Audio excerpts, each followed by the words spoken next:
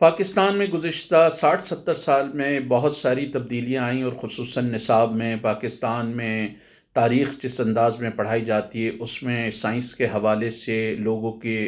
جو رویے ہیں اس میں بہت تبدیلی آئی، اور لگتا ہے کہ آر ایس ایس اور مودی کے دور کے بھارت میں بھی تقریباً وہی کام ہو رہے ہیں۔ تو بہت سارے ناقدین یہ سوال اٹھا رہے ہیں، کیا مودی اور آر ایس ایس والے یا ہندوتوا کے فالوورز جو ہے وہ کیا جنرل ضیاء کے شاگرد ہیں؟ اور بہت سارے ناقدین ہندوستان میں بھی یہ سوال اٹھا رہے ہیں، دنیا کے دوسرے علاقوں میں بھی اس طرح کا سوال اٹھایا جا رہا ہے۔ جس طرح کی چیزیں پاکستان میں ہوئی ہیں تقریباً اسی طرح کی چیزیں اب ہندوستان میں ہو رہی ہیں۔ پاکستان میں بھی ماضی میں یہ ہوتا رہا ہے کہ جب سلیبس کی اسلامائزیشن کی،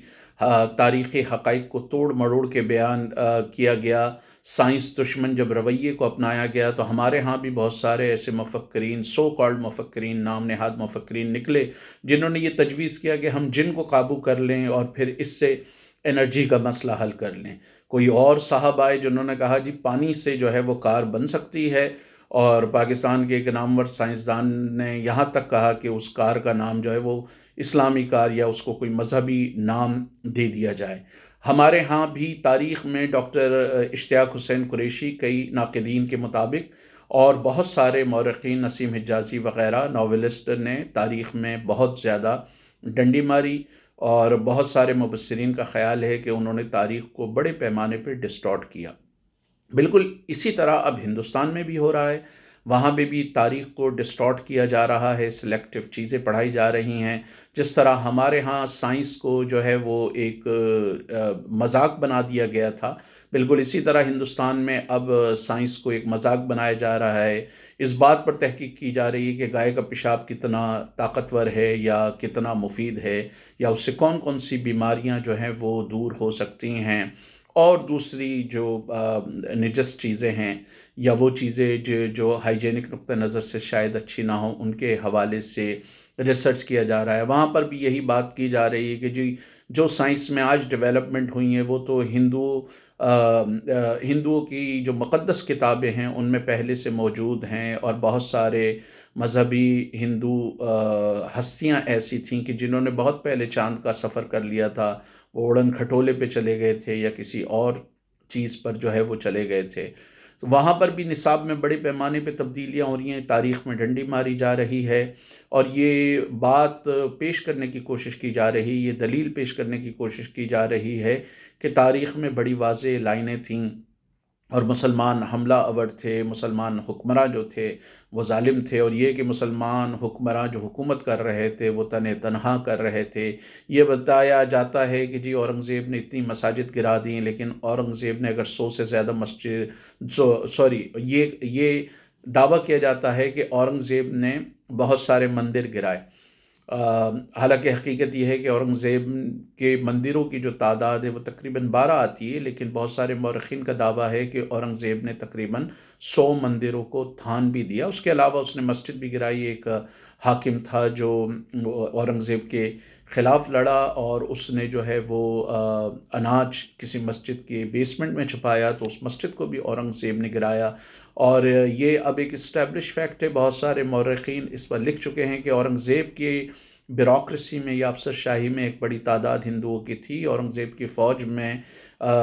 اچھے خاصے جو جنرل تھے وہ ہندو تھے، اسی طرح شیوا جی کی فوج میں اچھے خاصے لوگ جو تھے وہ مسلمان تھے، جو اورنگزیب کے خلاف لڑ رہا تھا۔ لیکن اس طرح کی تاریخی ڈسٹارشن جو ہے وہاں پر ہندوستان میں جاری ہے،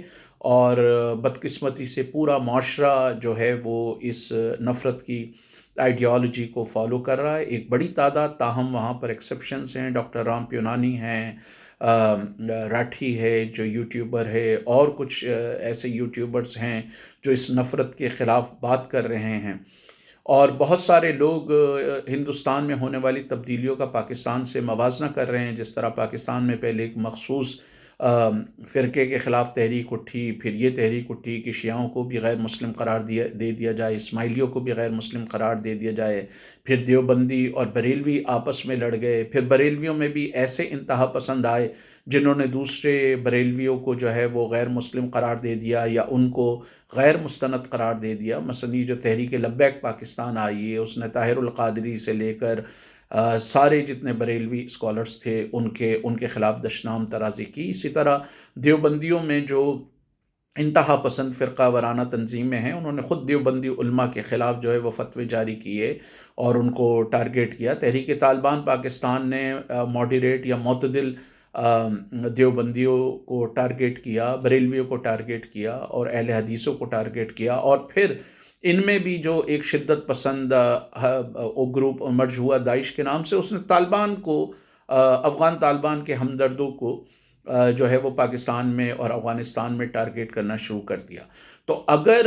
ہندوستان میں بھی اس عمل کو دہرایا جاتا ہے تو یہ یاد رکھنا چاہیے کہ ہندوازم بھی کوئی مونولیتھک فینومینن نہیں ہے. کئی مبصرین کے خیال میں ایک دفعہ مذہبی سیاست شروع ہو گئی تو وہ پھر یہاں نہیں رکے گی. ابھی تو مسلم دشمنی یا مسلمانوں سے نفرت کی بنیاد پر جو ہے وہ سیاست کی جا رہی ہے، لیکن ایسا وقت آ سکتا ہے کہ ہندوؤں میں جو مختلف دیوی دیوتاؤں کی پرستش ہوتی ہے پھر تقسیم اس کے نام پر ہو. مذہبی بنیاد پر اگر ہندوستان میں کوئی حکومت بنانے کی کوشش کی جاتی ہے تو 100 ملین سے زیادہ جو دلت ہیں، شودروں کی ایک بڑی تعداد ہے، مسلمان، عیسائیوں، پارسیوں اور سکھوں کی جو بڑی تعداد ہے وہ اس کے خلاف ریولٹ کر سکتی ہے، اس کے خلاف اٹھ سکتی ہے اور ہندوستانی معاشرہ تقسیم در تقسیم کے خلاف کی طرف جا سکتا ہے. ایک طرف نفرت کی یہ آگ مذہب کے نام پر بھڑکے گی تو پھر یہ کسی کو نہیں بخشے گی. اور پاکستان میں جو صورتحال رہی ہے اس سے ہندوستانی سماج کو، بھارتی سماج کو یہ بات سیکھنی چاہیے. اور آج بھی بھارتی سماج میں جو سینر وائسز ہیں، جو دانشمند لوگ ہیں، جو دانائی کا مظاہرہ کرنا جانتے ہیں، وہ اس صورتحال سے ہندوستان کی جنتا کو، ہندوستان کی عوام کو جو ہے وہ آگاہ کر رہے ہیں، وہ ان کو چتاونی دے رہے ہیں، ان کو خبردار کر رہے ہیں. لیکن بدقسمتی سے ہندوستان کا مین اسٹریم میڈیا مودی کی بڈنگ کر رہا ہے، RSS کی بڈنگ کر رہا ہے، انتہا پسند ہندو تنظیموں کی بڈنگ کر رہا ہے. اور مین اسٹریم میڈیا پہ بہت کم ڈیبیٹ ایسی ہے جو ان تاریخی حقائق کی ڈسٹورشن کے خلاف کوئی بھرپور محاذ کھڑا کر سکے. تو یہ تقسیم در تقسیم کا سلسلہ ہندوستانی سماج کے لیے اور اس کے سوشل فیبرک کے لیے انتہائی خطرناک ہوگا، جس کے نتائج کو جو ہے وہ نسلیں بھگتیں گی.